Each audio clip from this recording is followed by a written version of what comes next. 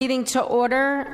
It's the emergency meeting of the Mojave County Employee Benefit Trust Fund Board of Trustees. It's Thursday, September 24th, 2020 at 1:30 p.m. So let's see, the official business to come before the board. First, we will have a call to public. I'm opening the call to public. Is there anybody who wishes to speak? Since there is basically nobody in the audience, I think I can safely close the call to public. Were there any written remarks, Ginny? Madam Chair, no, there were not. Okay, very good. Okay, opening remarks and introductions. First, we'll just make sure we have on the phone and we have a quorum. You want to do a roll call? Yeah.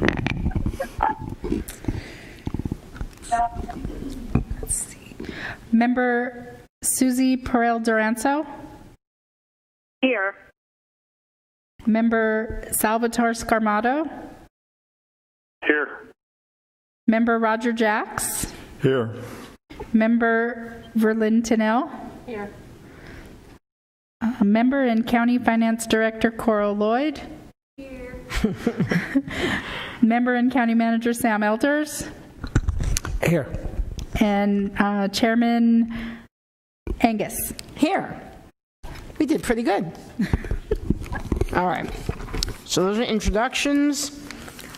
Number 3 is the discussion and consideration and possible action regarding collaborative purchase of Employee Assistance Program, EAP, services with the Northwest Arizona Employee Benefit Trust, NAEBT, and EAP Preferred as the provider effective October 15th, 2020.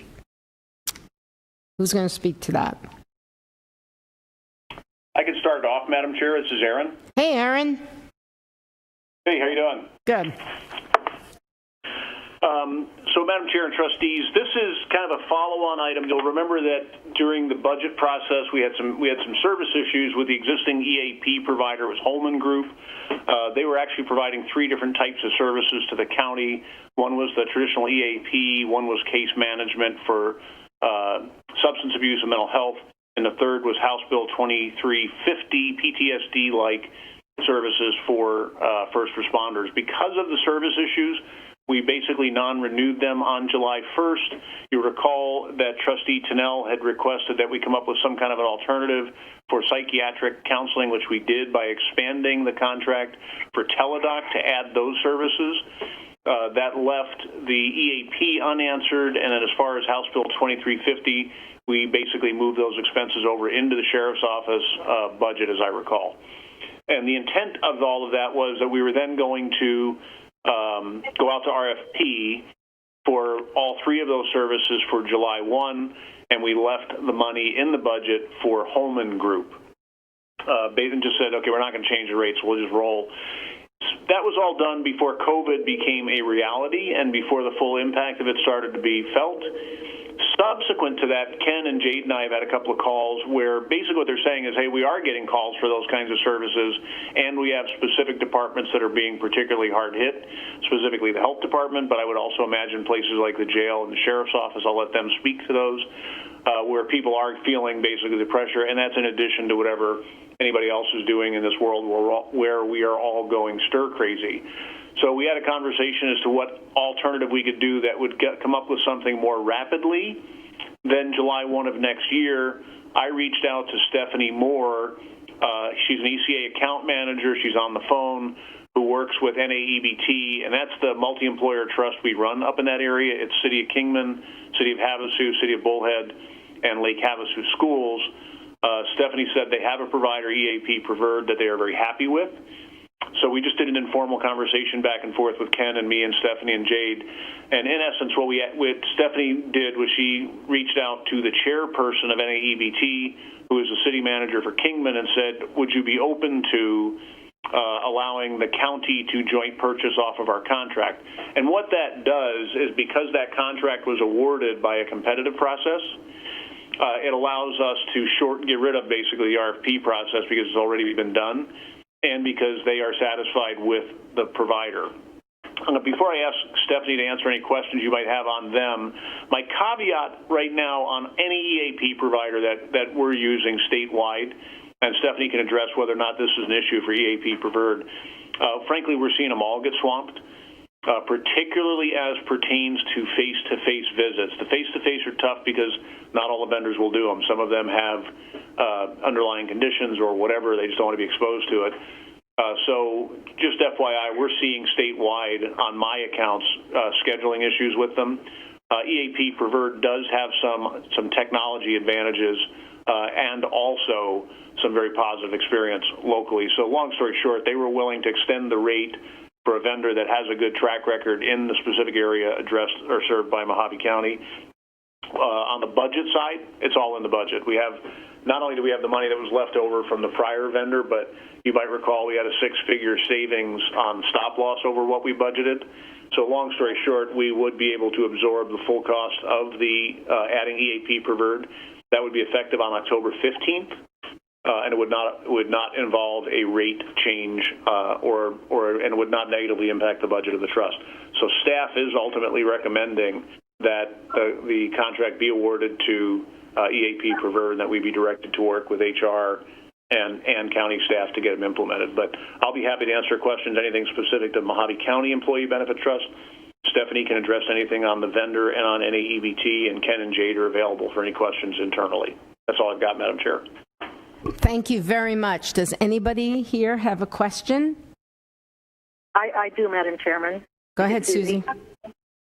Erin, I know we are doing a cooperative agreement with an existing provider, and it is effective October 15th. Is there a timeline for this contract? Is this going to be the same timeline as they have for the current contract with NAEBT? Madam Chair, Susie, it would be. So it would basically, this will get us through the year, and then you'll have options on renewal or non-renewal. When I spoke with Ken about that, and again, presuming satisfaction, our assumption is that you would just basically ride with EAP Preferred on that annual renewal basis for the term of the agreement with NAEBT. And the reasoning behind that is we don't want to, if you're satisfied with the service level and the pricing, we don't want to keep swapping them in and out when they're performing. Okay, but their current contract right now goes beyond 1 year with NAEBT. Correct. Steph, press that. 2023. Okay. So if we are part of this contract with them, it's also going to extend to 2023. Correct? It can. Yes. The initial contract for Mojave County would be through 2021, but they are absolutely willing to, because I expressed to them that the county may want to do an RFP for services when there's more time to do that. So they're willing to do a short term to make sure that your employees get the services they need at this time, but they're also willing to extend the price guarantee through 2023 that NAEBT has. Okay, thank you. Yep. Okay, does that answer your question, Susie? Yes, ma'am. Okay. Virlynn? Thank you, Madam Chair. Erin, our last contract with our last vendor, we had trouble with them keeping up with the supply and demand. If we add all the county employees to what the city has going, are they going to be able to keep up as well? I'll defer to Stephanie on that, but the short answer is we believe yes. Stephanie's actually had those conversations, Virlynn, so Steph, can you address it? Absolutely. They do not seem to have any issues. They have virtually every provider in the area contracted, and they also have support because they're owned by IBH, which is a very large EAP provider. So they have additional resources if the local resources were tapped out. But we have seen the utilization go up and down, and frankly, we have never had a complaint from a member saying they were unable or it took too long, and they're extremely responsive. I think your employees would be very happy with the service level of this company. Yeah, and Madam Chair, Virlynn, I think part of the issue, Virlynn, with Holman was that their IT side, their ability to do online, frankly, was non-existent. They didn't have a secure way to do it. They were relying on face-to-face, and that's where we ran into the swamped issue, because there's always a shortage of providers in rural Arizona, and so this basically added to it that the ones that were there were overwhelmed. So I think that online capability being there is going to be a huge help. And what did we pay Holman versus the $215 we're asking for now? Holman, Amanda, do you have that right at your fingertips? Because Holman's contract was a multi-tiered one. Because of the three things we had in there, I have to check the budget, Virlynn, versus what we had, because we had budget a little bit higher than the PEPM, as I recall. Hang on. And would the sheriff's, what went into the sheriff's budget this year, would that come back to us then? Not for this one. It would not for this, because this does not have that 2350 element to it. They're not a vendor for that as of today. I'm actually working on that one separately, Virlynn, because I have two other accounts that have this structure, and frankly, the wheels are off of it. It's not working because there's just been issues internal to Holman. So I have to come up with some kind of a way to replace it, because it's just not working anymore. It's non-responsive. We're going to wind up splitting that off of the EAP providers, is where I think it's going to go. I think what we're going to do instead for those other clients is do a list of make a list available of 3 different providers and have them do it that way. And Virlynn, just for clarification, we did not transfer any EBT money over to the sheriff. We just said the sheriff has to pick up their own costs out of their own budget, but we did not transfer any money from EBT to them. And so since this doesn't qualify for the 2350, they're still going to have to pay for right. They're still going to have to do what we said that they would have to do back in March. Nothing has changed with that piece. But like I said, I just want to clarify that we did not transfer money from the EBT. And I guess I probably misspoke on that. I'm sorry. What I meant was we transferred responsibility. I apologize. Any idea how many additional requests that we have, especially if we take the sheriff's office out of the equation? Is there a way that anyone's tracked how many requests have come in since ours has lapsed? We have not tracked how many have come in. We get calls asking about EAP, and we tell them that we're working on it, and we were trying to get it in next July, but we have not tracked how many have called. But we have had a few calls, especially in the last month, 2 months. More calls have started coming in. And then that's when some of the departments, like public health, has come down and says, we need something for our people right away. So their leadership team came down and asked about it for the team. So I don't know how many in that department may have asked for it, because we just dealt with one person from the department.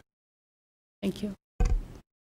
Madam Chair. Madam Chair, Virlynn, Amanda got me the number. Thank you, Amanda. The budgeted figure we had for Holman was $2.26 PEPM, and this is $2.15. Okay. Was that you, Susie? Did you have something to say? Oh, no, Stephanie. Oh, no. Wait. Who wants to speak now? Stephanie. Okay, Stephanie. I just wanted to mention that the only aspect of the 2350 is that traumatic incident counseling, and the law enforcement members traditionally have a fairly their family or the household members do have a lot of EAP utilization that is unrelated to those traumatic incidents, financial issues and family relationship issues. So while that 2350 part may be the responsibility of the sheriff's department, the everyday issues that an EAP might address. Those employees are still, still going to be addressed by an EAP. Okay. Madam Chair, Yes, comment? please. It seems to me that the staff has come to us with a need. We have an opportunity to join a successful contract with a successful contractor. We financially have the capability of doing it, so I think it's a great opportunity for us. Okay. And again, that's a good thanks, Sam. That's a good reminder that this is not coming out of our employees' pockets. It's coming from our budget. We're lucky enough to are very healthy that way, and we'll be able to do that and just provide this extra service to our employees. I just have a quick question. I know we have a lack of providers. It's quite the licensing process to get licensed to become one of these kinds of providers. And I think that because it's a city of Kingman, probably most of them are up in Kingman. Do you know if there are actual providers down in Bullhead or Lake Havasu City? Yes, the EAP is for all three of those cities, and the utilization is high in all three areas. So the whole county is being served as far as the Tri-City area there. Right, but I mean, if face-to-face. Mm-hmm. Okay. I actually... providers... I have somebody I know who recently went through the reason I know how intensive this process is. I know somebody who just recently got fully licensed and certified in this EAP service. So how would I tell them to contact to become part of this bigger system? They can once the county starts the process of, or even before then, the representative that we deal with is an email away.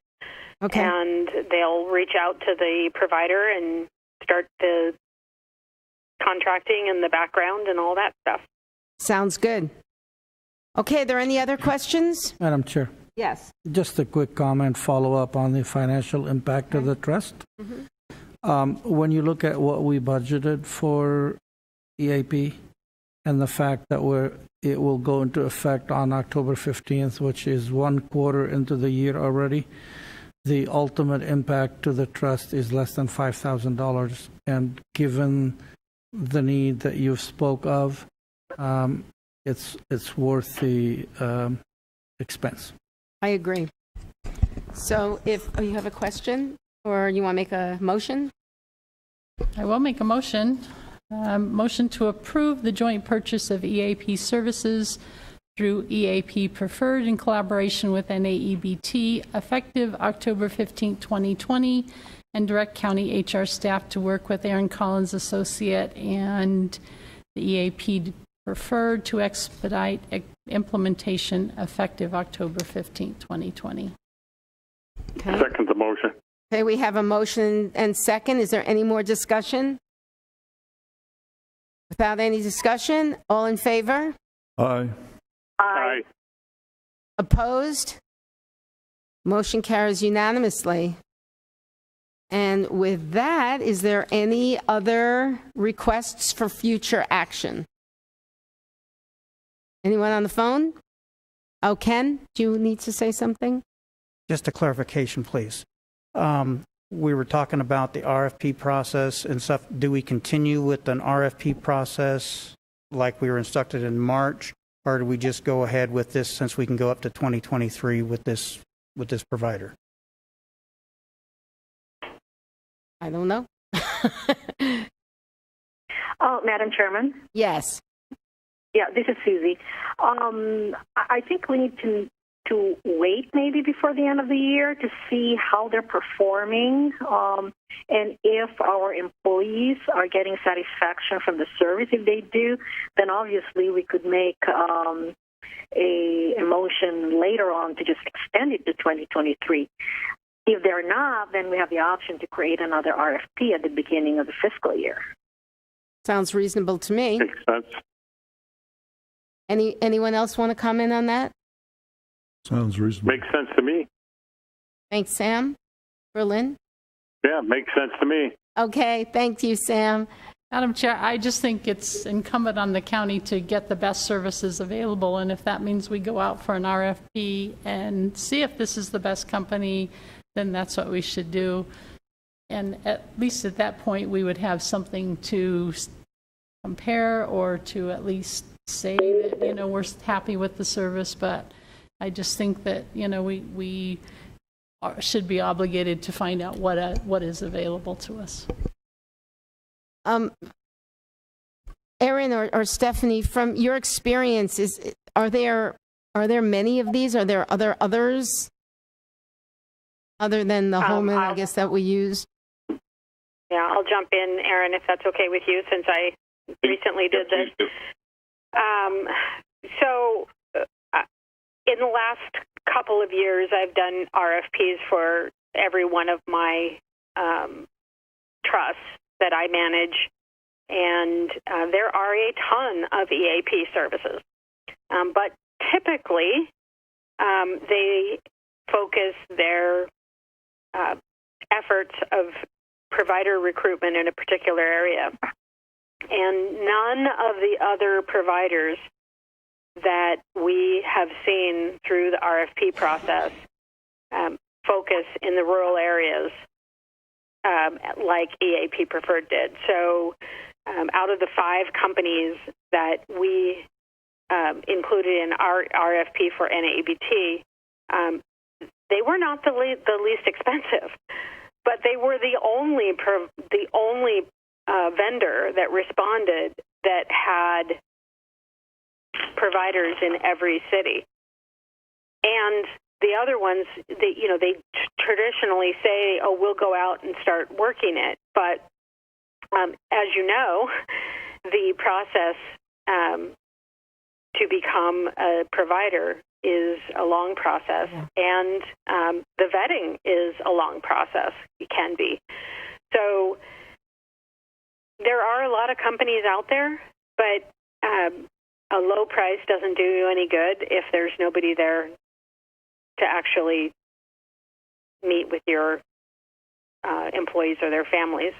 So there are a lot of companies out there, but in this case, we honestly feel that the best provider is going to be the provider that has the best vendor is going to be the vendor that has providers in your area and is responsive. So there are a lot of companies out there, and they're all willing to participate in RFPs, and I don't think. Okay. I think we understand now that situation. Personally, I think that it's a good compromise to do this that way and get an idea if it's working for our employees. I know you'll figure out a way to make that happen. Maybe at our next meeting, have a report on how it's going, and if we need to make a change, at that time we can make a change. Does anybody else have any comments on that? Like it. I agree with that, Madam Chairman. At what point in time would we need to go out to an RFP? I don't know off the top of my head. How long would it take to get vendors to respond and to do the RFP process? Yeah, so when would we have to, if we chose to do that, like in the middle of the year, and when would we have to do it to make our yearly? It generally takes, Madam Chair, on the short end 60 days, on the long end 90 days to complete the RFP process through the interview phase. So March or April, and then there might be a delay because what we'd have to do is notice EAP Preferred. We were going to do an RFP, which acts as a preliminary non-renewal notice, and then you go through the process. So we would have October, November, December, January, February. We'd have 5 months. 5 months of experience with them before we had to make a decision. Right. And what was the organization you said that used them here? Was it the school district? School? City of Kingman, City of Bullhead, City of Havasu, and Havasu schools. And there's been little complaint, any complaint? There's been no complaints. There's been no complaint. Prior to NABT contracting with EAP Preferred, the City of Kingman contracted with them for years, which is primarily why the provider network is so built up in this area. Right. But we do not have any complaints from any of the members. And in the last several months with the COVID and everything that's going on, have you heard about them being able to take up the slack and make sure that everyone's gets the services that they need? Yes, we haven't had any issues. NABT recently brought on Lake Havasu schools on July 1, and